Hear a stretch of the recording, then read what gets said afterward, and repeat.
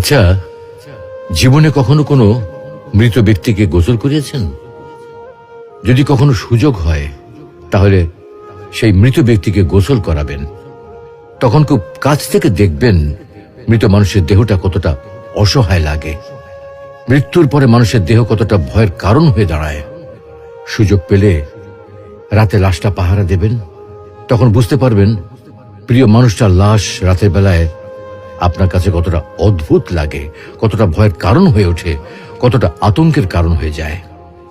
সুযোগ পেলে মৃত ব্যক্তির শরীরে একটু হাত লাগিয়ে কিছুক্ষণ তার স্পর্শ নেবেন। আপনি তখন উপলব্ধির সুযোগ পাবেন এই পৃথিবীতে বিশাল প্রভাব প্রতিপত্তি মৃত্যুর পরে কতটা নির্যাতনের রূপ নেয়। সুযোগ পেলে আপনজনদের লাশ কবরে নামাবেন খুব আগ্রহ নিয়ে। শেষবারের মতো মৃতদেহের মুখটি একবার দেখার চেষ্টা করবেন এবং বারবার উপলব্ধি করার চেষ্টা করবেন এই মৃতদের সাথে অনন্তকালের যাত্রার পথে এটাই আপনার জীবনের শেষ দেখা। সুযোগ পেলে মাঝে মধ্যে কবরস্থানে গিয়ে নীরবে কিছুক্ষণ দাঁড়াবেন।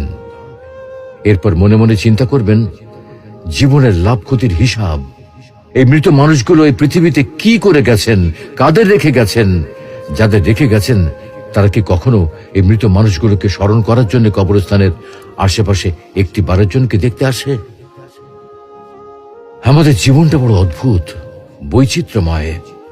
আমরা এর জন্যে ওর জন্যে, ধন সম্পদের জন্যে, ঐশ্বর্যের জন্যে, বাড়ি গাড়ি টাকা পয়সার জন্যে কত না মায়া দেখাই, আগ্রহ দেখাই, আরো চাই আমাদের।